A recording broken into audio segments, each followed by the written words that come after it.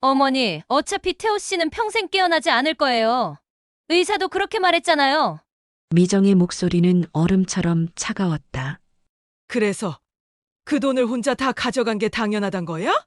복래의 손끝이 떨렸다. 맞아요. 미정은 목소리를 높였다.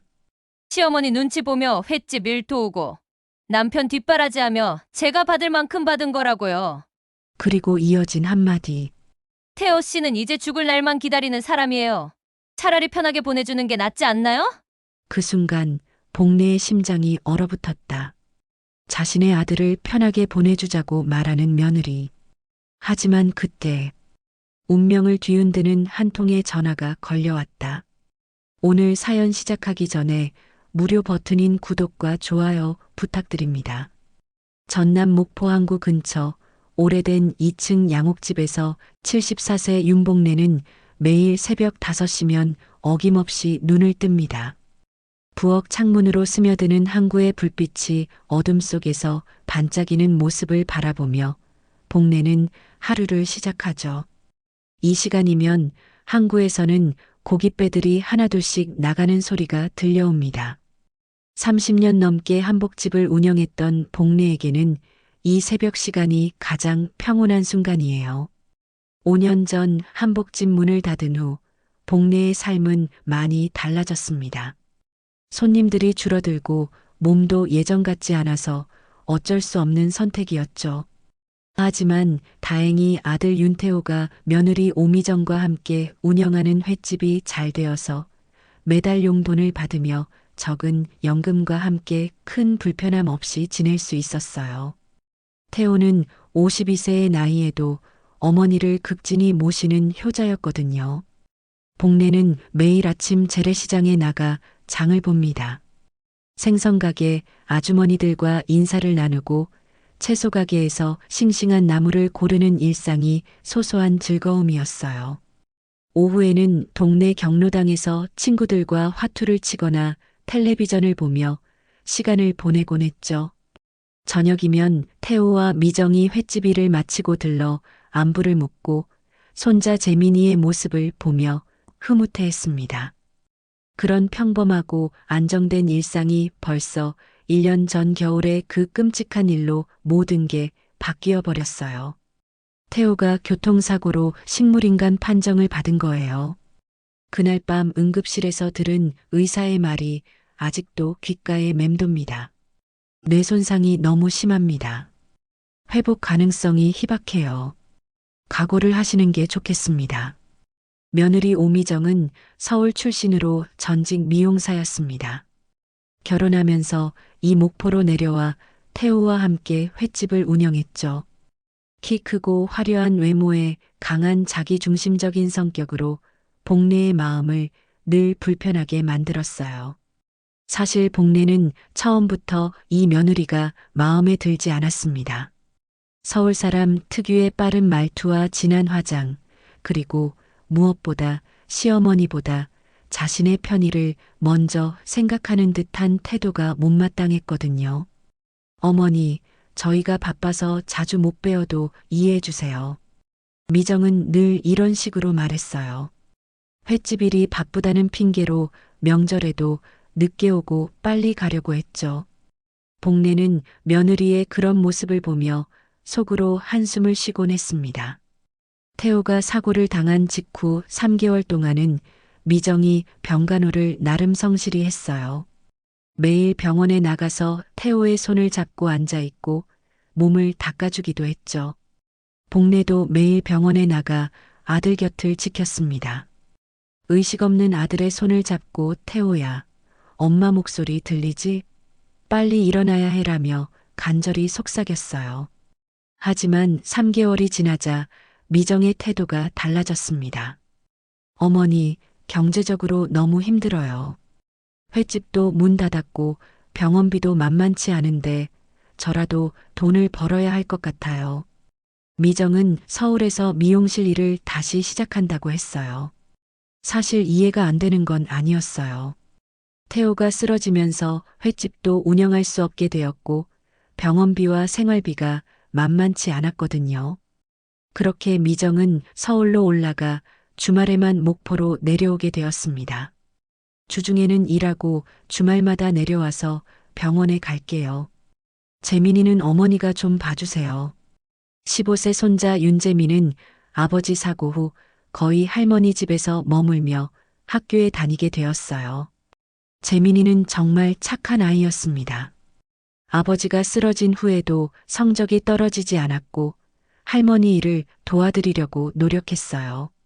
주말이면 어머니와 함께 병원에 가서 의식 없는 아버지 곁에 앉아 학교 이야기를 들려드리고 숙제도 했죠. 아빠, 오늘 수학 시험에서 95점 받았어요.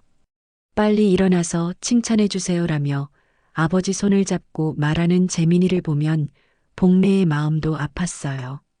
겉으로는 모든 게 평온해 보였지만 복래의 마음속에는 불만이 쌓여가고 있었습니다.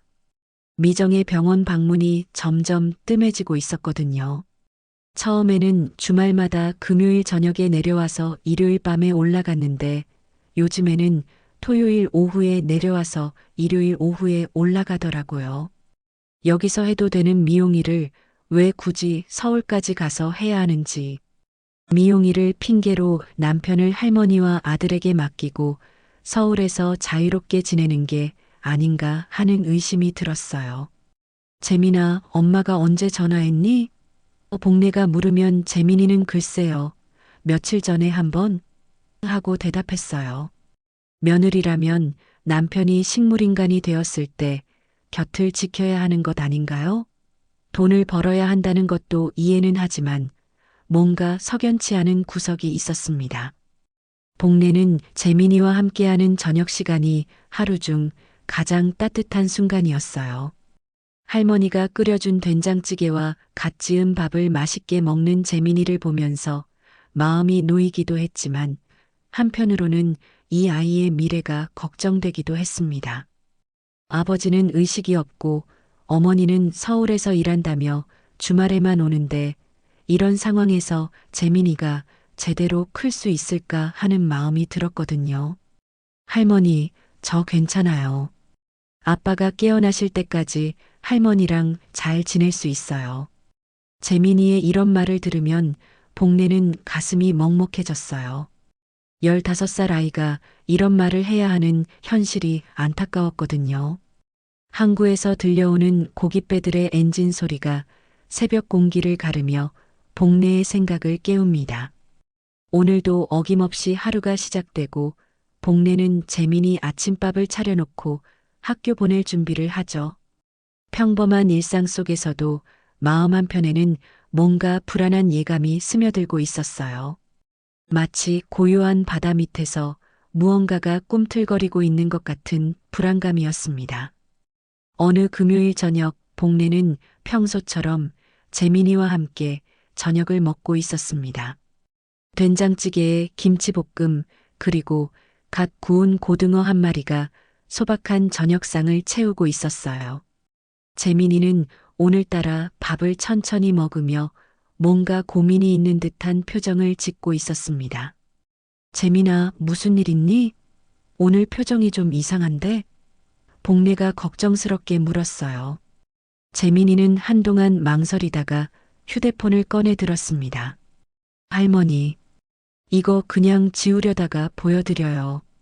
어떻게 해야 할지 모르겠어서요. 재민이가 보여준 휴대폰 화면에는 사진 한 장이 떠 있었어요. 복래는 돋보기를 쓰고 화면을 자세히 들여다봤습니다. 사진 속에는 미정이 어떤 남자와 함께 차 안에 앉아 있는 모습이 찍혀 있었어요. 두 사람은 매우 가까이 앉아 있었고 미정은 평소 복래 앞에서 보여주던 모습과는 전혀 다른 밝은 표정을 하고 있었습니다. 이게 언제 찍은 사진이니? 복래의 목소리가 약간 떨렸어요. 재민이는 고개를 숙이며 대답했습니다. 지난주 토요일이에요. 엄마가 서울에서 내려왔는데 우연히 집 앞에서 보게 되었어요. 재민이의 이야기는 이어졌습니다. 엄마가 오는 걸 집 앞에서 기다리고 있는데 엄마 차에 어떤 아저씨가 같이 타고 왔더라고요. 그래서 얼른 숨어서 지켜봤어요. 그리고는 뭔가 그 아저씨랑 엄마가 이상해 보여서 사진을 찍었어요. 재민이는 말을 멈추고 할머니의 표정을 살폈어요. 복내의 가슴이 싸늘하게 식어갔습니다. 며느리가 서울에서 일한다고 하더니 이런 일이 있었던 거예요. 그동안 뭔가 이상하다고 생각했던 모든 것들이 퍼즐처럼 맞춰지기 시작했습니다. 병원 방문이 줄어든 것, 주말에도 짧게 머물다 가는 것, 그리고 재민이에게 전화도 자주 안 하는 것까지요. 할머니, 이 아저씨가 누군지 모르겠는데 엄마랑 되게 친해 보였어요. 재민이는 조심스럽게 말했습니다. 차에서 내릴 때도 엄마가 웃으면서 이야기하고 있었거든요. 평소에 엄마가 아빠 얘기할 때와는 완전히 다른 표정이었어요. 복례는 사진을 다시 자세히 봤습니다. 미정의 표정이 너무나 밝고 행복해 보였어요. 남편이 병원에 누워있는 상황에서 이런 표정을 지을 수 있다는 게 믿기지 않았습니다. 그리고 그 남자도 미정을 바라보는 눈빛이 예사롭지 않았어요. 재민아, 혹시 이 사람 전에도 본 적 있니? 복례가 물었어요. 재민이는 고개를 저었습니다. 아니요. 처음 보는 사람이에요. 이제 중학생인 아이가 이런 걸 보고 기록해뒀다는 게 기특하면서도 안타까웠습니다. 15살 아이가 이런 일을 목격해야 하고 또 어른들의 문제를 걱정해야 하는 현실이 가슴 아팠거든요. 할머니, 이거 엄마한테 물어봐야 할까요? 재민이의 목소리에는 혼란과 걱정이 섞여 있었어요. 복례는 재민이의 머리를 쓰다듬으며 말했습니다.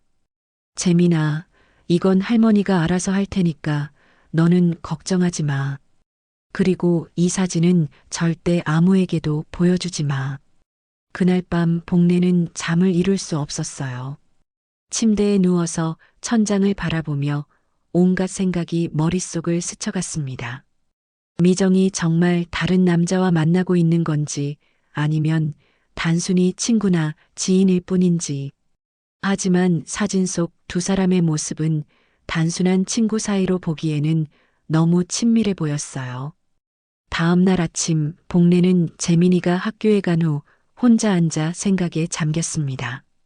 아들이 의식 없이 병원에 누워 있는 동안 며느리가 다른 남자와 만나고 있다니. 이런 일이 현실에서 일어날 수 있는 건가요? 복례의 마음속에는 분노와 실망 그리고 아들에 대한 연민이 뒤섞여 있었어요. 태호야, 엄마가 뭘 해야 할까? 복례는 혼잣말을 하며 한숨을 쉬었습니다. 병원에 누워있는 아들은 이런 사실을 알면 얼마나 상심할까요? 아니면 지금처럼 의식이 없는 게 차라리 다행인 걸까요? 복례는 미정이 다음 주말에 내려오면 조심스럽게 떠보기로 마음먹었어요. 직접적으로 묻기는 어렵겠지만 서울에서의 생활이나 일하는 곳에 대해 자세히 물어보면 뭔가 단서를 찾을 수 있을 것 같았거든요. 오후에 병원에 갔을 때도 복례의 마음은 복잡했습니다. 의식 없이 누워있는 태호의 손을 잡으며 태호야, 엄마가 뭘 해야 할지 모르겠다. 내가 깨어나서 엄마한테 말해줬으면 좋겠어라고 속삭였어요. 간호사가 어머님, 오늘은 왜 이렇게 우울해 보이세요? 라고 물었을 때 복례는 아무것도 아니에요라고 대답했지만 마음속으로는 폭풍이 몰아치고 있었습니다. 집으로 돌아오는 길에 복례는 재래시장을 지나며 생각했어요. 동네 사람들이 이 일을 알게 되면 어떻게 될까? 아들은 의식불명이고 며느리는 바람이 났다는 소문이 돌면 재민이는 어떻게 될까? 이런 걱정들이 꼬리에 꼬리를 물고 이어졌습니다. 저녁 시간 재민이가 학교에서 돌아왔을 때 복례는 최대한 평온한 표정을 지으려고 노력했어요. 재민아, 오늘 학교는 어땠니? 하지만 재민이도 어제 일로 인해 마음이 무거운 듯 했습니다. 할머니, 제가 엄마한테 전화해 볼까요? 그냥 안부 전화라고 하고. 재민이의 이런 제안을 들으며 복례는 이 아이가 얼마나 성숙한지 새삼 깨달았어요. 하지만 동시에 이런 부담을 지게 해서는 안 된다는 생각도 들었습니다. 재민아, 전화는 할머니가 할게. 너는 공부나 열심히 해. 복례는 그렇게 말했지만 사실 미정에게 무슨 말을 해야 할지 막막했어요. 그날 밤도 복례는 잠 못 이루는 밤을 보냈습니다. 창밖으로 들려오는 항구의 소음도 평소와 달리 시끄럽게만 느껴졌어요. 재민이가 보여준 사진을 본 지 며칠이 지났습니다. 복례는 그 사이 미정에게 전화를 걸어보려고 몇 번 시도했지만 매번 망설이다가 포기했어요. 무슨 말을 해야 할지, 어떻게 접근해야 할지 도무지 감이 잡히지 않았거든요. 목요일 오전 재민이가 학교에 간 후 복례는 혼자 집에 앉아 있었습니다. 텔레비전을 켜놨지만 내용이 머리에 들어오지 않았어요. 그때 재민이에게서 전화가 왔습니다. 할머니, 죄송한데 체육복을 집에 두고 왔어요. 우리 집에 가서 가져다 주실 수 있을까요? 복례는 재민이의 부탁을 들어주기로 했어요. 사실 며느리가 주말에 다녀간 후 한 번도 태호와 미정의 집에 가보지 않았거든요. 미정이 서울로 올라간 후에는 재민이도 거의 할머니 집에서 지내서 갈 일이 없었던 거죠. 오랜만에 들어선 아들의 집은 텅 비어 있어서 을씨년스러웠습니다. 거실 한편에는 태호가 즐겨 입던 옷들이 그대로 걸려 있었고 거실 탁자 위에는 이것저것 물건들이 어수선하게 놓여 있었어요. 복례는 재민이의 체육복을 찾으러 방으로 향했습니다. 재민이 방에서 체육복을 찾고 나서 복례는 거실로 돌아와 너저분한 집안을 대충이라도 청소를 좀 해주려고 했어요. 정리하다가 물건을 넣기 위해 거실 한켠에 있는 서랍장을 열게 되었는데 그 안에서 예상치 못한 것을 발견했습니다. 보험 관련 서류들이 가지런히 정리되어 있었어요. 호기심에 서류를 들춰보던 복례는 깜짝 놀랐습니다. 보험금 지급 확인서가 눈에 들어온 거예요. 서류를 자세히 읽어보니 더욱 충격적이었습니다. 보험금 지급액 1억 원 수령인 오미정 사유 식물인간 상태로 회생 가능성 희박함. 복례의 손이 덜덜 떨렸어요.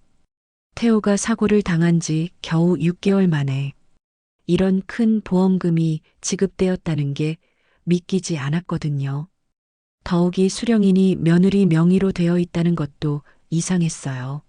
물론 법적으로는 배우자가 받는 게 당연하지만 이런 중요한 일을 시어머니에게 한마디 말도 없이 처리했다는 게 석연치 않았습니다. 1억 원이나. 복례는 혼잣말을 했어요. 그 돈이면 태호의 치료비는 물론이고 재민이 교육비까지 충분히 감당할 수 있는 금액이었거든요. 그런데 미정은 경제적으로 힘들다며 서울로 일하러 갔다고 했는데 이렇게 큰 돈이 있었다면 왜 그런 말을 했을까요? 복례는 더 자세히 알아보기로 마음먹었어요. 보험 서류를 보니 다른 병원 의사의 소견서도 첨부되어 있었습니다. 환자의 뇌손상 정도로 볼 때 의식 회복 가능성은 거의 없음. 현재 상태가 지속될 것으로 판단됨이라는 내용이었어요. 이상한 건 태호를 담당하고 있는 주치의는 분명히 아직 단정하기는 이르다고 했는데 이 소견서를 쓴 의사는 너무나 확정적으로 단정했다는 거예요. 복례는 의료진이 아니라서 자세한 건 몰랐지만 뭔가 석연치 않은 느낌이 들었어요. 보험 서류를 다시 정리하면서 복례는 또 다른 의문이 들었습니다. 미정이 이런 큰 돈을 받았다면 왜 횟집을 계속 운영하지 않았을까요? 당장 생활비 걱정은 없었을 텐데 말이에요. 그리고 왜 서울로 일하러 간다고 했을까요? 집에서 나오면서 복례는 한 가지 더 확인해 보고 싶은 게 있었어요. 부동산 등기부를 확인해 보는 거였습니다. 보험 서류를 보고 나니 불안한 마음이 생겼습니다. 혹시 집에도 무슨 일이 있었나 싶어서요. 다음 날 오전 복례는 동사무소에 갔습니다. 집 등기부등본을 뽑아보고 싶은데요 라고 말하자 직원이 친절하게 도와줬어요. 복례는 태호의 집 주소를 말하고 등기부등본을 발급받았습니다. 서류를 받아들고 읽어보던 복례는 또 한 번 충격에 빠졌어요. 집은 태호와 미정의 공동 명의로 되어 있었는데 문제는 다른 곳에 있었습니다. 담보대출이 무려 3억 원이나 잡혀 있었던 거예요. 대출 실행일을 보니 태호가 사고를 당한 지 2달 후였어요. 3억 원? 복례는 믿을 수 없었어요. 태호와 미정이 살던 집의 시세가 4억 정도였는데 거의 대부분을 담보로 잡아서 대출을 받았다는 뜻이었거든요. 더욱이 태호가 의식불명인 상황에서 이런 큰 대출이 어떻게 가능했을까요? 복례는 급하게 집으로 돌아와서 혼자 생각에 잠겼어요. 보험금 1억 원에 집 담보대출 3억 원이면 총 4억 원을 손에 넣은 셈이었어요. 그런데 미정은 경제적으로 힘들다며 서울로 일하러 갔다고 했는데 이게 말이 되나요? 복례는 컴퓨터를 켜서 인터넷으로 대출 조건을 찾아봤어요. 검색해보니 배우자 중 한 명이 의식불명일 경우에도 성년후견인 절차를 밟으면 대출이 가능하다고 나와 있었어요. 미정이 성년후견인 신청을 했을 가능성이 높았죠. 복례는 뭔가 찜찜한 기분이 들었어요. 보험금 1억 원과 대출 3억 원, 총 4억 원을 미정이 혼자 관리하고 있다는 뜻이었거든요. 그런데 재민이에게는 경제적으로 힘들다며 용돈도 제대로 주지 않고 할머니에게 맡겨두고 서울에서 지내고 있었어요. 저녁에 재민이가 학교에서 돌아왔을 때 복례는 조심스럽게 물어봤어요. 재민아, 혹시 엄마가 요즘 돈 이야기 한 적 있니? 생활비가 힘들다거나.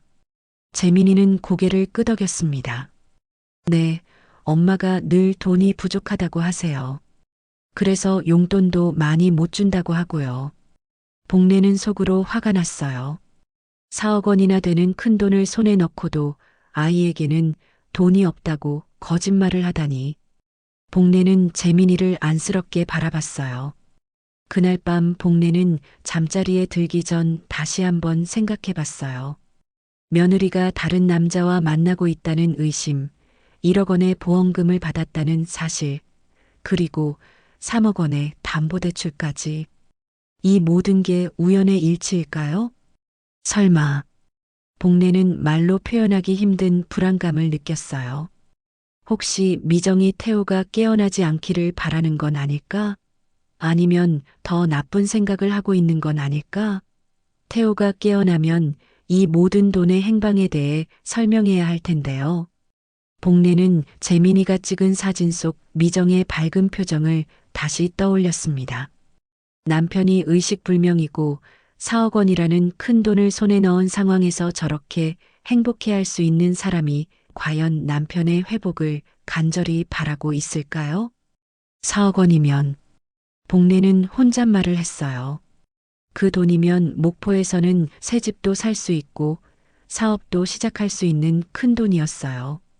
미정이 그 돈으로 무엇을 하고 있는지, 그리고 박상우와 어떤 계획을 세우고 있는지 궁금했어요. 복례는 결심했어요. 이 모든 의혹을 확실히 밝혀내야겠다고 말이에요. 아들을 위해서라도, 그리고 재민이를 위해서라도 진실을 알아야겠다고 생각했습니다. 며느리가 정말 불륜을 저지르고 있는 건지, 그리고 그 4억 원을 어디에 쓰고 있는지, 보험금과 집 담보대출 사실을 알게 된 후 복례는 며칠 동안 어떻게 할지 고민하느라 잠을 이루지 못했습니다. 혼자서는 도저히 진실을 밝혀낼 수 없다는 생각이 들었어요. 그래서 복례는 평생 해본 적 없는 일을 결심했습니다. 탐정을 고용하는 거였어요. 목포 시내 전화번호부를 뒤져서 개인 조사 전문이라고 광고하는 곳을 찾았습니다. 진실탐 정사무소라는 간판을 단 작은 사무실이었어요. 복례는 떨리는 마음으로 그곳을 찾아갔습니다. 어서 오세요. 무슨 일로 오셨나요? 40대 중반쯤 되어 보이는 남자가 반갑게 맞아줬어요. 김진수라고 자기소개를 한 그는 20년 넘게 이 일을 해왔다고 했습니다. 어머님, 편하게 말씀해 주세요. 어떤 일이든 비밀 보장은 철저히 해드립니다. 복내는 가져온 봉투에서 자료들을 꺼냈어요. 재민이가 찍은 미정과 그 남자의 사진, 보험금 지급 확인서, 사본, 그리고 등기부등본까지 모든 걸 테이블 위에 펼쳐놓았습니다. 제 며느리가 혹시 바람을 피우는 게 아닌가 싶어서요. 김진수는 자료들을 꼼꼼히 살펴봤어요. 아, 이 사진은 언제 찍으신 거예요? 제 손자가 2주 전에 찍었어요. 며느리가 서울에서 내려와서 이 남자를 만나는 걸 봤다고 하더라고요. 그리고 이 보험금은 복내는 태호의 사고와 식물인간 상태, 그리고 미정이 1억 원의 보험금을 받은 사실까지 차근차근 설명했어요. 김진수는 고개를 끄덕이며 메모를 적어갔습니다. 집에 담보대출도 3억 원이나 받았더라고요. 복내가 등기부등본을 보여주자 김진수의 표정이 심각해졌어요. 어머님, 솔직히 말씀드리면 이 경우는 단순한 불륜 조사가 아닐 수도 있겠어요. 무슨 말씀이세요? 복내가 긴장하며 물었어요. 김진수는 신중한 표정으로 말했습니다. 보통 불륜의 경우에는 감정적인 문제인데 여기서는 큰 돈이 개입되어 있거든요. 보험금 1억 원에 대출 3억 원이면 총 4억 원이에요. 이건 작은 돈이 아니죠. 김진수는 잠시 말을 멈추고 복내의 표정을 살폈어요. 혹시 며느리분이 그 4억 원을 어디에 쓰셨는지 아세요? 그걸 알고 싶어서 여기 온 거예요. 경제적으로 힘들다고 서울로 일하러 갔다는데 이런 큰 돈이 있으면서 왜 그런 말을 했는지. 김진수는 고개를 끄덕이며 계약서를 꺼냈어요. 알겠습니다. 일단 며느리분의 행동 패턴과 그 남자의 신원, 그리고 돈의 흐름을 추적해 보겠어요. 다만 조사 과정에서 예상치 못한 사실들이 나올 수도 있다는 점 미리 말씀드려요. 예상치 못한 사실이요? 복내가 되물었어요. 김진수는 조심스럽게 대답했습니다. 때로는 의뢰인이 원하는 답보다 더 복잡한 진실이 드러나는 경우가 있거든요. 그래도 계속 진행하시겠어요? 복내는 잠시 망설였어요. 하지만 이미 여기까지 온 이상 뒤로 물러설 수는 없었습니다. 네, 진행해 주세요. 아들을 위해서라도 진실을 알아야겠어요. 계약을 마친 후 김진수는 구체적인 조사 계획을 설명해 줬어요. 우선 이 남자의 신원부터 파악해 보겠어요. 차량 번호로 추적하면 금방 알 수 있을 거예요. 그리고 며느리분이 서울에서 실제로 어떤 생활을 하는지, 그 4억 원이 어디로 갔는지도 조사해 보겠습니다. 얼마나 걸릴까요? 복내가 물었어요. 빠르면 일주일, 늦어도 한 달 안에는 결과를 알려드릴 수 있을 거예요. 다만 증거를 확실히 잡으려면 시간이 좀 더 필요할 수도 있습니다. 탐정사무소를 나오면서 복내는 가슴이 두근거렸어요. 74년을 살면서 이런 일을 해본 적이 없었거든요. 하지만 아들과 손자를 지켜야 한다는 마음이 더 컸습니다. 집에 돌아와서 재민이가 할머니, 어디 다녀오셨어요? 라고 물었을 때 복내는 그냥 시장 보고 왔다고 대답했어요. 재민이에게는 말할 수 없었거든요. 며칠 후 김진수에게서 첫 번째 연락이 왔습니다. 어머님, 차량 번호로 조회해 본 결과 그 남자의 신원을 파악했어요. 이름은 박상호, 42세이고 목포에서 자동차 정비업을 하고 있더라고요. 자동차 정비업이요? 복내는 뭔가 이상한 느낌이 들었어요. 네, 목포 시내 근처에서 작은 정비소를 운영하고 있어요. 그리고 며느님과 그 남자가 어떤 사이인지는 좀 더 조사해봐야 알겠습니다. 결과가 나오는 대로 다시 연락드리겠습니다. 전화를 끊은 후 복내는 최대한 빨리 모든 걸 알게 되길 기도했어요. 그날 밤 복내는 병원에 가서 의식 없는 태호 곁에 앉았어요. 태호야, 엄마가 지금 최대한 알아보고 있어. 불쌍한 내 아들 태호. 내가 빨리 깨어나 줬으면 좋겠다. 태호의 손을 잡으며 복례는 간절히 기도했습니다. 며칠 후 김진수에게서 또 연락이 왔어요. 어머님, 중요한 발견이 있어요. 만나서 직접 말씀드리고 싶은데 내일 오실 수 있으세요? 김진수의 목소리에는 긴장감이 느껴졌어요. 복례는 불안한 마음으로 다음 날을 기다렸습니다. 도대체 무엇을 발견한 걸까요? 그리고 그 발견이 태호와 자신의 가족에게 어떤 의미일까요? 복례는 진실이 밝혀지는 게 기대되면서도 두려웠어요. 재민이가 학교에서 돌아와 할머니, 왜 이렇게 심각해 보이세요?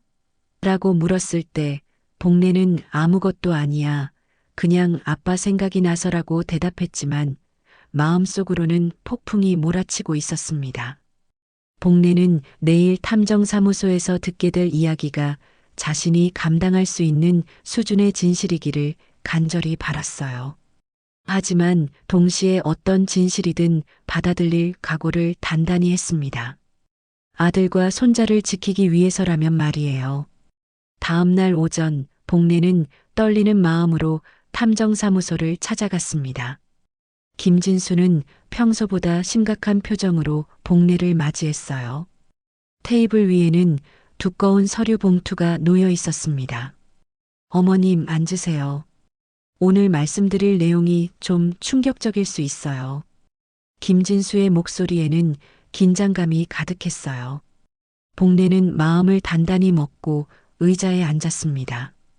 김진수는 봉투에서 사진들과 서류들을 꺼내기 시작했어요. 우선 며느리분과 박상호의 관계부터 말씀드리겠어요. 이 둘은 아드님 사고 전부터 불륜 관계였습니다. 어떻게 그걸 확신하세요? 복례가 물었어요. 김진수는 여러 증거들을 하나씩 펼쳐놓기 시작했습니다. 첫째, 박상호의 정비소 직원 증언이에요. 미정 씨가 아드님 사고 3개월 전부터 자주 왔다고 하더라고요. 김진수는 정비소 직원의 진술서를 보여줬습니다. 미정 씨가 차량 점검을 핑계로 와서 매번 박상호와 사무실에서 오래 있었대요. 다른 직원들도 수상하게 여겼다고 하고요. 특히 미정 씨가 올 때마다 박상호가 일찍 퇴근하거나 문을 닫고 둘이서만 있었다고 해요. 복례는 가슴이 답답해졌지만 계속 들어야 했습니다. 둘째, 목격자 증언이에요. 미정 씨와 박상호가 함께 있는 모습을 본 사람들이 여러 명 있어요. 목포 시내 호텔가에서 외곽 카페에서도 목격됐고요. 김진수는 목격자들의 진술서를 보여줬습니다. 이분은 미정 씨가 다니던 미용실 원장이에요. 태호 씨 사고 한 달 전쯤에 미정 씨가 어떤 남자와 함께 있는 걸 봤는데 남편이 아닌 다른 사람이라고 확신한다고 하더라고요. 그때 미정 씨 표정이 너무 행복해 보였다고 해요. 셋째, 제가 며칠간 미행하면서 찍은 사진들이에요. 김진수는 최근 찍힌 사진들을 펼쳐놓았습니다.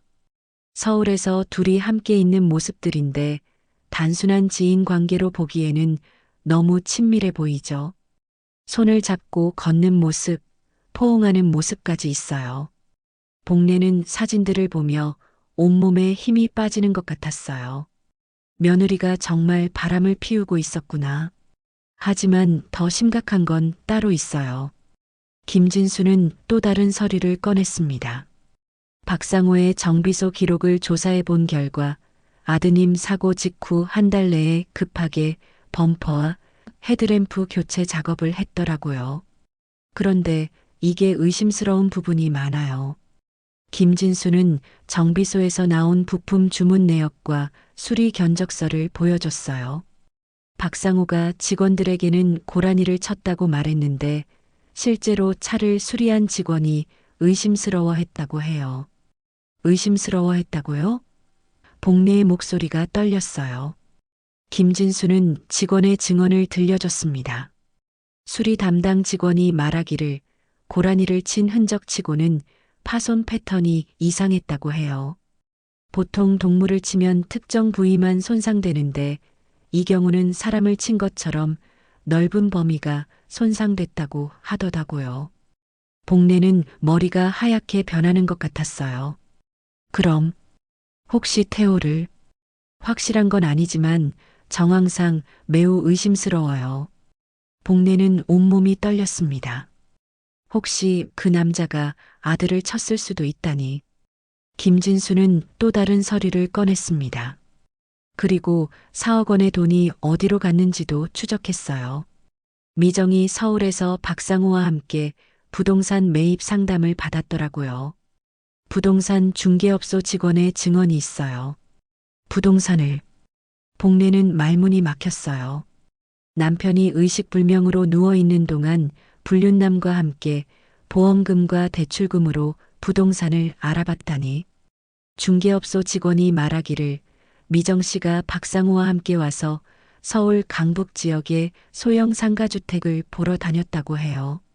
현금 1억 원과 목포집을 담보로 잡은 3억 원으로 수익형 점포를 구입하려고 했더라고요. 여러 매물을 둘러봤는데 특히 임대 수익이 좋은 곳들만 골라서 봤다고 하더라고요. 그럼 우리 집까지 담보로. 복내는 더욱 분노했어요. 태호와 미정 공동명의 집을 담보로 잡아서 불륜남과 투자를 하려고 했다니. 네, 그리고 실제로 강북의 한 상가주택에 계약금까지 넣었어요. 그런데 어머님, 가장 충격적인 건 따로 있어요. 김진수의 표정이 더욱 심각해졌습니다. 미정 씨가 최근에 변호사 사무실을 여러 번 방문했어요. 이혼 소송을 준비하고 있더라고요. 이혼 소송을? 복내는 믿을 수 없다는 표정이었어요. 김진수는 변호사 사무실 접수원의 증언을 들려줬습니다. 미정 씨가 배우자가 의식불명일 때의 이혼 절차에 대해 여러 번 상담받았다고 해요. 아들이 의식도 없는데 이혼을. 복내는 분노로 온몸이 떨렸습니다. 김진수는 계속해서 설명했어요. 변호사 사무실 직원이 말하기를 미정 씨가 아드님의 의식 회복 가능성이 없다는 의료진 소견서를 가져왔다고 하더라고요. 의료진 소견서를? 복내가 되물었어요. 네, 아드님을 직접 치료하지 않은 다른 병원 의사한테서 받은 소견서이에요. 회복 불가능하다는 내용이더라고요. 보험금 신청할 때 썼던 그 소견서를 이혼 소송에도 사용하려는 것 같아요. 복내는 모든 퍼즐이 맞춰지는 것 같았어요. 미정이 처음부터 계획적으로 모든 걸 준비했던 거예요. 보험금도, 집 담보대출도, 그리고 이혼까지. 변호사가 재산 분할 방법까지 상담해줬다고 하더라고요. 현재 미정 씨가 관리하고 있는 재산들을 어떻게 보호할지 물어봤다고 해요. 김진수는 마지막으로 가장 충격적인 사실을 말했습니다. 그리고 어머님, 미정 씨가 박상우와 내년 가을에 재혼 계획을 세우고 있다는 정황도 포착했어요. 웨딩 플래너와 상담 예약도 잡아놨더라고요. 재혼까지. 복내는 말문이 막혔어요. 아들이 의식불명으로 누워있는 동간 이미 다음 결혼을 계획하고 있었다니. 이혼이 성사되면 바로 재혼식을 올리려는 계획인 것 같아요. 박상호도 이미 정비소를 처분하고 서울로 올라갈 준비를 하고 있더라고요. 어머님, 특히 차량 관련 거는 경찰에 신고하면 재수사를 받을 수 있을 거예요. 정비소 직원 증언 등으로 충분한 단서가 될 것 같아요. 복내는 한참을 생각했어요. 하지만 먼저 미정과 직접 대면하고 싶었어요. 일단 며느리부터 만나보겠어요. 이 모든 걸 알고 있다고 말하고 싶어요. 집에 돌아온 복내는 미정에게 전화를 걸었습니다. 미정아, 이번 주말에 꼭 내려와야 해. 할 얘기가 있어. 미정은 바쁘다고 핑계를 대려 했지만 복내의 단호한 목소리에 결국 내려오겠다고 했어요. 복내는 마음속으로 각오를 다졌습니다. 이제 모든 진실을 알았으니 미정과의 마지막 대결을 준비해야 했어요. 아들과 손자를 지키기 위해서 말이에요. 토요일 저녁 미정이 목포에 내려왔습니다. 평소와 달리 화장을 진하게 하고 새 옷을 입고 있었어요. 손목에는 비싼 시계까지 차고 있었죠. 복례는 재민이를 친구 집에 보내고 미정과 단둘이 앉았습니다. 어머니, 무슨 급한 일이세요? 미정은 시계를 보며 말했어요. 복례는 준비해온 서류들을 테이블 위에 펼쳐놓았습니다. 보험금 지급 확인서, 등기부등본, 그리고 김진수가 준 불륜 증거들까지. 미정의 얼굴이 하얗게 변했어요. 이게 뭐예요? 보험금 1억 원, 집 담보대출 3억 원, 박상우와의 불륜, 그리고 이혼 소송 준비까지. 다 알았어. 복례의 목소리는 차분했지만 분노가 가득했어요. 미정은 당황하며 변명하기 시작했습니다. 어머니, 이건 오해예요. 보험금은 태호 치료비를 위해서고 대출도 생활비 때문이에요. 그럼 박상우와의 관계는 뭐야? 이 사진들을 어떻게 설명할 거야? 복례가 탐정이 찍은 사진들을 하나씩 펼쳐놓자 미정은 잠시 말을 못했어요. 서울에서 함께 걷는 모습, 손을 잡고 있는 모습, 그리고 포옹하는 모습까지. 더 이상 변명할 여지가 없었죠. 어머니, 솔직히 말씀드릴게요. 저도 사람이에요. 미정은 갑자기 태도를 바꿨어요. 태호가 깨어날 가능성도 없는데 평생 혼자 살 수는 없잖아요. 의사도 회복 불가능하다고 했고요. 복례는 미정의 뻔뻔함에 경악했습니다. 그럼 언제부터 박상우와 만난 거야? 얼마 전부터요. 처음에는 정말 차량 정비 때문에 알게 됐는데 시간이 지나면서 미정은 말을 흐렸어요. 복례는 탐정이 준 증거 자료를 꺼냈어요. 탐정 조사 결과에 따르면 너 우리 태호가 사고 나기 몇 달 전부터 박상우와 만났다며? 정비소 직원들도 다 봤다고 하던데? 미정의 얼굴이 더욱 하얗게 변했습니다. 그땐 정말 친구였어요. 친구? 미용실 원장도 봤다는 것도 있어. 태호 사고 전에 너 다른 남자와 함께 있는 걸 봤다고 하더라고. 그때도 지금과 똑같이 행복한 표정이었다며? 복례는 이혼 소송 자료까지 꺼내들었어요. 그리고 이건 뭐야? 태호가 의식불명인 동안 이혼 소송 준비하고 박상우와 재혼 계획까지 세운 거야? 미정은 더 이상 변명할 수 없다는 걸 깨달았는지 완전히 태도를 바꿨습니다. 어머니, 어차피 태호는 평생 깨어나지 않을 거예요. 의사도 그렇게 말했잖아요. 미정의 목소리에는 차가움이 묻어났어요. 저도 제 인생이 있어요. 재민이 키우는 것도 쉽지 않고 앞으로 살아갈 일도 생각해야 하고요. 제가 얼마나 고생했는데요. 복례는 며느리의 말에 더욱 분노했습니다. 그래서 4억 원이나 되는 돈을 혼자 다 가져가는 게 당연하다는 거야? 재민이한테는 돈 없다고 거짓말하면서. 맞아요. 미정은 목소리를 높였어요. 제가 얼마나 고생했는데요. 시어머니 눈치 보면서, 횟집일 도우면서, 태호 뒷바라지하면서. 제가 받을 만한 거 받은 거라고요. 미정은 계속해서 자신을 정당화했습니다. 그리고 태호는 이제 죽을 날만 기다리는 사람이에요. 뭐가 더 필요하겠어요?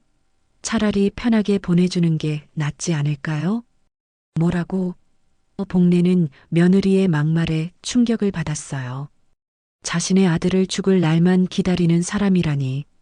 미정아, 너 정말 그런 생각을. 그때였습니다.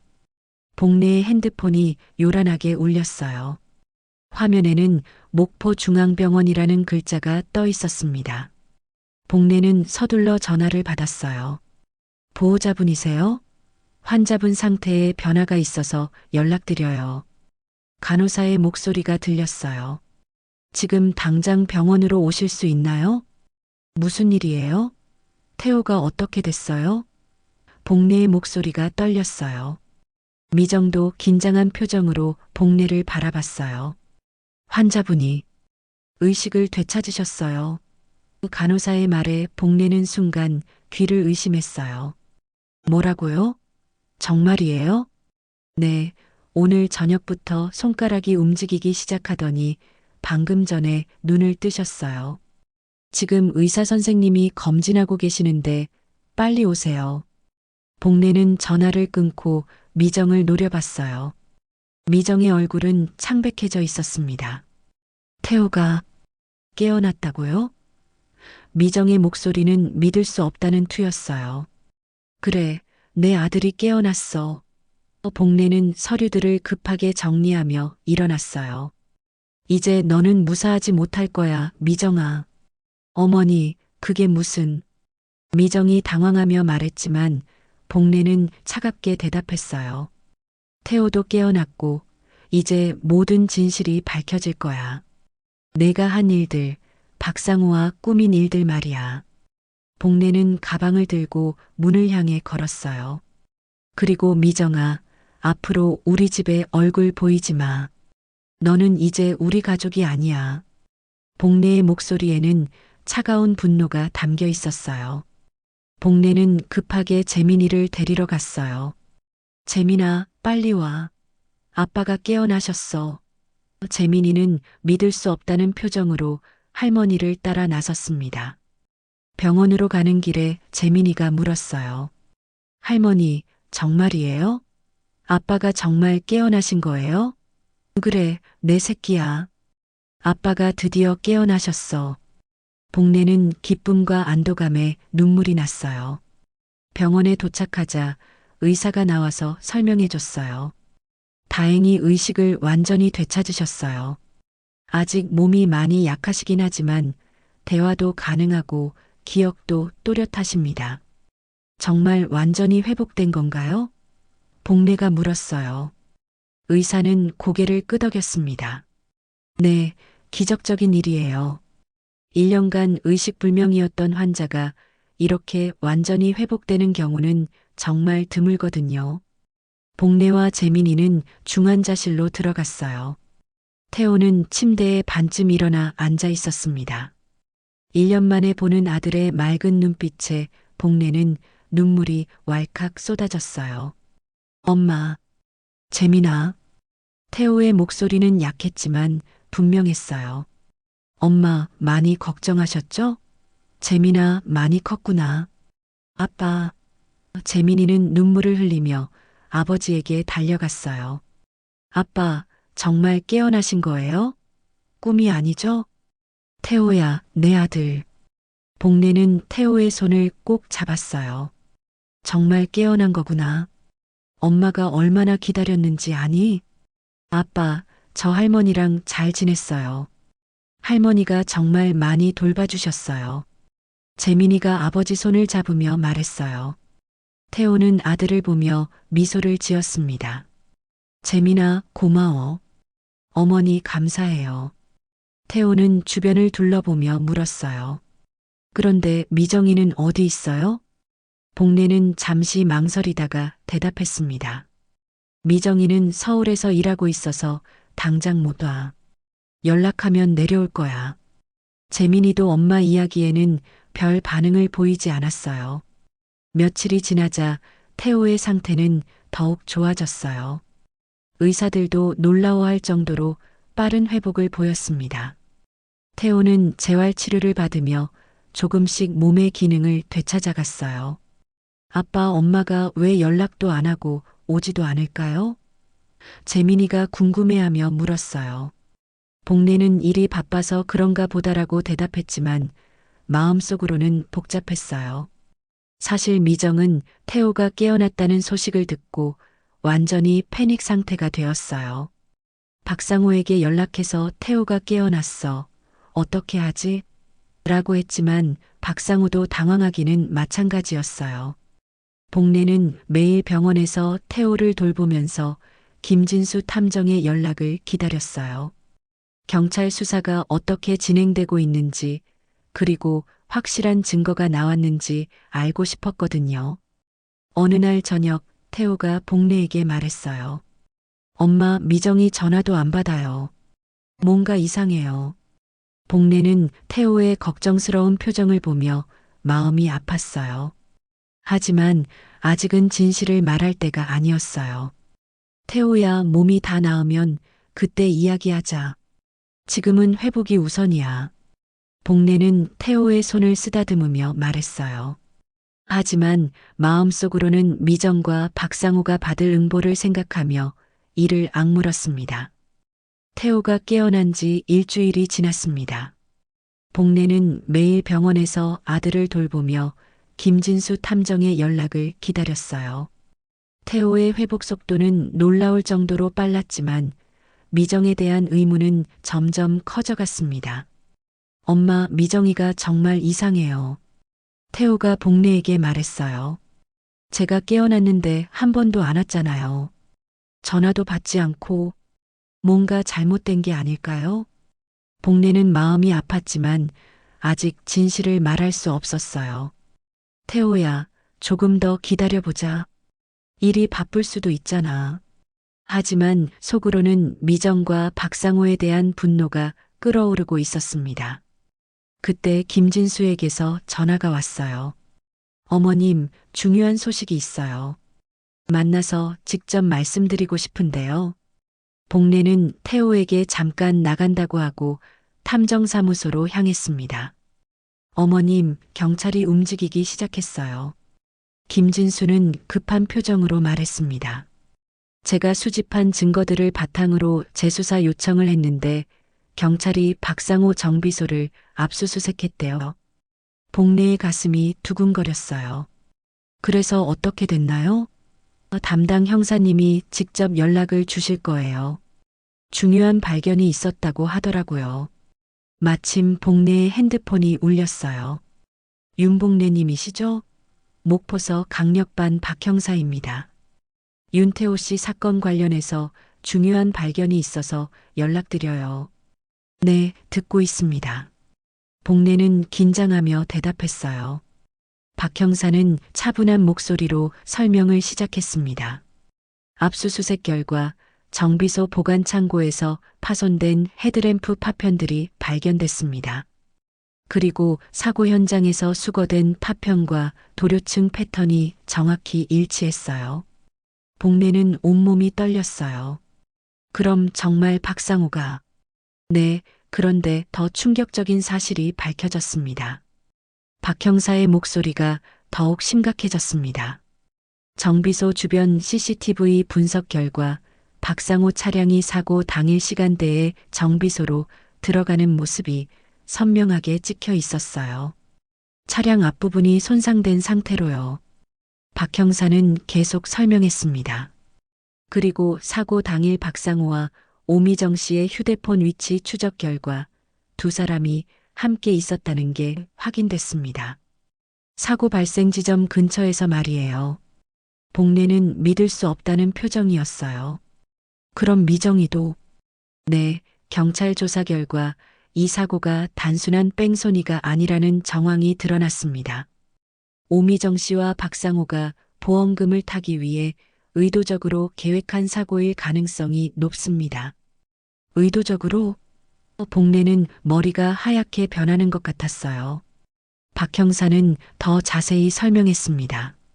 오미정 씨가 사고 후 다른 병원에서 태호 씨의 회복 불가능 진단서를 받아놨고 보험금 신청을 했더라고요. 너무 준비가 완벽했어요. 그리고 사고 당일 두 사람의 통화 기록을 보면 사고 전후로 여러 번 연락을 주고받았습니다. 마치 계획된 것처럼 말이에요. 박 형사의 목소리에는 확신이 담겨 있었어요. 복례는 온몸에 소름이 돋았어요. 그럼 우리 태호를 일부러... 네, 그렇게 보입니다. 박 형사는 마지막으로 중요한 소식을 전했습니다. 윤복례님, 박상호와 오미정 씨 모두 체포할 예정입니다. 뺑소니치상, 증거 은닉, 보험 사기, 그리고 살인미수 혐의로요. 복례는 안도와 분노가 동시에 밀려왔어요. 드디어 진실이 밝혀지는군요. 네, 정의가 실현될 겁니다. 전화를 끊은 복례는 김진수에게 모든 내용을 전해줬어요. 김진수도 안도의 표정을 지었습니다. 어머님, 이제 모든 게 끝났어요. 탐정사무소를 나온 복례는 바로 병원으로 향하지 않고 집으로 갔어요. 미정과 마지막 대결을 할 때가 왔다고 생각했거든요. 복례는 미정에게 전화를 걸었습니다. 미정아, 지금 당장 목포로 내려와. 태호가 너를 찾고 있어. 복례의 목소리는 차분했지만 단호했어요. 미정은 망설였지만 결국 내려오겠다고 했습니다. 미정이 목포에 도착했어요. 평소와 달리 초췌한 모습이었습니다. 복례는 미정과 마주하였습니다. 미정아, 이제 모든 게 끝났어. 복례가 조용히 말했어요. 미정은 무슨 말인지 모르겠다는 표정을 지었습니다. 복례는 박 형사에게서 들은 모든 내용을 차근차근 설명했어요. 경찰의 재수사, 정비소 압수수색, 그리고 발견된 증거들까지. 미정의 얼굴은 점점 창백해졌습니다. 박상우가 태호를 쳤다는 게 확인됐어. 그리고 너희 둘이 사고 당일 함께 있었다는 것도. 복례의 목소리에는 분노가 담겨 있었어요. 그런데 가장 충격적인 건 따로 있어. 복례는 계속 말했습니다. 경찰이 밝혀낸 바에 따르면 너희가 보험금을 타기 위해 의도적으로 태호를 친 거야. 살인미수라고. 미정은 완전히 얼어붙었어요. 어머니, 그건 변명하지 마. 사고 전부터 여러 병원에서 진단서 받아놓고 보험금 신청 준비하고 집 대출까지 받아놓고 모든 게 계획된 거였잖아. 미정은 한참을 침묵하다가 무너졌어요. 어머니, 정말 죄송해요. 처음에는 그럴 생각이 아니었어요. 그럼 언제부터 그런 생각을 했어? 복례가 다그쳤어요. 미정은 눈물을 흘리며 대답했습니다.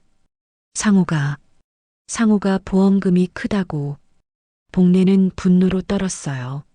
내 아들 목숨을 가지고 감히. 그때 현관문이 열리는 소리가 들렸어요. 재민이가 학교에서 돌아온 거였습니다. 할머니, 엄마. 재민이는 엄마를 보고 깜짝 놀랐어요. 복례가 재민이에게 말했습니다. 재민아, 엄마랑 할 얘기가 있으니까 방에서 있어. 재민이는 무슨 일인지 모르겠다는 표정으로 방으로 들어갔어요. 바로 그때 현관 밖에서 소란스러운 소리가 들렸습니다. 경찰입니다. 오미정 씨 계신가요? 현관문이 벌컥 열리며 경찰관들이 들어왔어요. 오미정 씨, 뺑소니치상, 증거 은닉, 보험 사기, 살인미수 혐의로 긴급 체포합니다. 박 형사가 수갑을 꺼내며 말했습니다. 미정은 완전히 절망적인 표정이 되었어요. 어머니, 재민아. 하지만 경찰은 미정에게 수갑을 채우고 연행해 갔습니다. 복례는 재민이 방으로 달려갔어요. 아이가 이 모든 상황을 보고 충격받았을까봐 걱정됐거든요. 재민아, 괜찮니? 재민이는 창문으로 엄마가 경찰차에 타는 모습을 보고 있었어요. 할머니, 엄마가 왜? 재민아, 나중에 다 설명해 줄게. 지금은 할머니랑 같이 병원에 가자. 병원에 도착했을 때 태호는 뉴스를 보고 있었어요. 목포 정비업자와 그의 불륜 상대 여성이 보험금을 노린 고해 교통사고 혐의로 체포됐습니다라는 뉴스가 나오고 있었어요. 태호는 복례를 보며 물었습니다. 엄마, 이 뉴스가. 복례는 고개를 끄덕였어요. 그래, 태호야. 미정이와 박상우가 체포됐어. 태호는 충격에 빠졌습니다. 그럼 제 사고가. 그래, 걔들이 일부러 친 거야. 보험금 때문에. 재민이는 울면서 말했어요. 아빠, 엄마가 어떻게. 태호는 아들의 손을 꼭 잡았습니다. 복례는 창밖을 바라보며 생각했어요. 이제 정의가 실현됐고 진실이 밝혀졌어요. 앞으로는 정말로 새로운 시작이 될 거였습니다. 미정과 박상호가 체포된 지 3개월이 지났습니다. 목포지방법원에서 열린 1심 재판에서 박상호는 뺑소니치상과 살인미수 혐의로 징역 8년을 선고받았고 미정은 공범과 보험사기 혐의로 징역 5년을 선고받았어요. 두 사람 모두 항소했지만 증거가 너무나 확실했기 때문에 형량이 줄어들 가능성은 희박해 보였습니다. 태호의 회복은 기적적이었어요. 의사들도 놀라워할 정도로 빠른 속도로 몸의 기능을 되찾았습니다. 재활 치료를 꾸준히 받은 결과 이제는 지팡이 없이도 혼자 걸을 수 있게 되었어요. 무엇보다 정신적으로도 많이 안정되었습니다. 어느 날 태호는 복례에게 말했어요. 엄마, 미정을 한번 만나보고 싶어요. 복례는 놀란 표정을 지었습니다. 태호야, 괜찮겠니? 네, 엄마. 마음의 정리를 하고 싶어요. 왜 그런 일을 저질렀는지 직접 들어보고 싶어요. 태호의 목소리에는 결연함이 담겨 있었어요. 복례는 잠시 망설이다가 고개를 끄덕였습니다. 그래, 내가 원한다면 그렇게 해. 하지만 혼자 가지는 마. 엄마가 같이 갈게. 다음 주 목요일 태호와 복례는 목포 구치소를 찾았습니다. 면회실에서 기다리고 있던 태호 앞에 미정이 나타났어요. 3개월 만에 본 미정은 많이 야위어 있었고 얼굴에는 수척함이 역력했습니다. 태호 씨, 미정이 떨리는 목소리로 말했어요. 태호는 차가운 표정으로 미정을 바라봤습니다. 미정아, 왜 그랬어? 태호의 첫마디였어요. 내가 뭘 잘못했길래 날 죽이려고 했어? 미정은 고개를 숙이며 눈물을 흘리기 시작했어요. 태호 씨, 정말 미안해. 처음에는 그럴 생각이 아니었어. 처음에는? 태호의 목소리가 높아졌어요. 그럼 언제부터 그런 생각을 한 거야? 언제부터 날 없애버리고 싶었던 거야? 미정은 울음을 터뜨렸습니다. 상호가 돈이 많이 나온다고. 그땐 내가 제정신이 아니었나 봐. 태호는 믿을 수 없다는 표정이었어요. 사람 목숨을 가지고 돈이 많이 나올 거라고. 미정은 더욱 심하게 울었어요.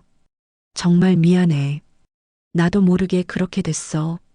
상호가 자꾸 꼬드기고 그 새끼 탓이라고. 태호가 분노했습니다. 보험금 받는 것도 상호 탓이고 집에 대출 받는 것도 상호 탓이고 나를 쳐서 죽이려고 한 것도 그 새끼 탓이야? 미정은 대답하지 못하고 계속 울기만 했어요. 태호는 한참을 미정을 바라보다가 마지막으로 말했습니다. 미정아, 나는 너를 용서할 수 없어. 절대로. 태호의 목소리는 차가웠지만 단호했어요. 그리고 재민이도 마찬가지야. 그 아이가 얼마나 충격받았는지 알아? 미정이 고개를 들며 간절히 말했어요. 태호 씨, 재민이만은 엄마를 만나게 해줘. 안 돼. 태호는 단호하게 거절했어요. 재민이는 이제 너 없이도 잘 살고 있어. 할머니와 나 그리고 재민이 3명이서. 미정은 더욱 절망적으로 울었어요. 태호 씨, 제발 용서해줘. 나도 후회하고 있어. 태호는 일어나며 마지막으로 말했습니다. 미정아, 너는 이제 내 인생에 없는 사람이야. 그리고 재민이 인생에도 없는 사람이고 내가 선택한 거니까 책임져. 미정은 태호가 나가는 모습을 보며 절규하듯 울었어요. 태호 씨. 하지만 태호는 돌아보지 않았습니다. 면회실을 나온 태호는 복례에게 말했어요. 엄마, 이제 정말 마음의 정리가 됐어요. 더 이상 미정에 대해서는 생각하지 않을 거예요. 복례는 아들의 성숙해진 모습을 보며 마음이 아프면서도 자랑스러웠어요. 태호야, 잘했어. 이제 정말 다시 시작하자. 그 후 태호는 목포항구 근처에 작은 횟집을 다시 열었어요. 재민이네 횟집이라는 간판을 달고 어머니의 손맛으로 만든 밑반찬과 신선한 횟감으로 손님들의 사랑을 받기 시작했습니다. 재민이도 주말이면 횟집을 도와주었어요. 손님들에게 물 따라드리고 상을 치우는 일을 열심히 했습니다. 우리 재민이 참 착하네요라고 손님들이 말하면 재민이는 수줍게 웃으며 더 열심히 일했어요. 한편 경제적인 문제들도 하나씩 해결되었습니다. 미정이 받았던 보험금 1억 원과 집에 담보로 잡혔던 3억 원 모두 법원 판결에 따라 원상회복되었어요. 미정이 박상우와 함께 투자했던 서울의 상가주택도 매각되어 그 돈도 돌려받았습니다. 어느 토요일 저녁 가족 3명이 횟집에서 함께 저녁을 먹고 있었어요. 하루 영업을 마치고 조용해진 가게에서 복내가 끓여준 된장찌개와 갓 잡은 생선구이를 먹으며 대화를 나누고 있었습니다. 아빠, 학교에서 작문 숙제가 나왔는데 내 가족에 대해 쓰는 거예요. 재민이가 말했어요. 저는 할머니와 아빠에 대해 쓸 거예요. 태호는 아들의 손을 쓰다듬으며 말했습니다. 재민아, 좋은 글 써보렴. 아빠도 궁금해. 복내는 손자와 아들을 바라보며 마음이 따뜻해졌어요. 1년 반 전만 해도 이런 평온한 시간이 올 수 있을까 의심했는데 이제는 정말로 행복한 가정을 꾸려가고 있었거든요. 엄마, 정말 고마워요. 태호가 갑자기 복내에게 말했어요. 엄마가 아니었다면 진실도 밝혀지지 않았을 거고 저도 이렇게 회복되지 못했을 거예요. 무슨 소리야, 내가 뭘 했다고. 복내는 겸손하게 말했지만 마음속으로는 뿌듯했어요. 74세의 나이에도 아들과 손자를 지켜낸 자신이 자랑스러웠거든요. 재민이도 할머니에게 말했어요. 할머니, 저 할머니 덕분에 진짜 가족이 뭔지 알게 됐어요. 할머니가 최고예요. 그날 밤 집으로 돌아온 복내는 창밖으로 보이는 목포 항구를 바라봤어요. 고깃배들의 불빛이 바다 위에서 반짝이고 있었습니다. 예전과 똑같은 풍경이었지만 이제는 모든 게 달라 보였어요. 며칠 후 복내는 김진수 탐정에게 감사 인사를 전하러 갔어요. 선생님 덕분에 모든 진실이 밝혀졌어요. 정말 고맙습니다. 김진수는 웃으며 대답했습니다. 어머님이 포기하지 않으셨기 때문이에요. 아들을 위한 어머니의 마음이 결국 정의를 실현시킨 거죠. 그날 저녁 횟집에서 태호가 복내에게 말했습니다. 엄마, 이제 정말 우리 세 식구네요. 복내는 아들과 손자를 바라보며 미소를 지었어요. 그래, 이제 우리 세 식구다. 다시 시작하자. 목포의 바닷바람이 창문 사이로 잔잔히 불어왔습니다. 이번에는 정말로 평온하고 따뜻한 바람이었어요. 복내는 창밖을 바라보며 새로운 희망을 품었습니다. 그렇게 목포항구의 작은 횟집에서 복내, 태호, 재민 세 사람의 새로운 이야기가 시작되었습니다. 진실은 밝혀졌고 정의는 실현되었으며 무엇보다 가족의 사랑이 모든 상처를 치유해 주었어요. 더 많은 이야기로 다시 찾아올게요. 구독과 좋아요는 큰 힘이 됩니다.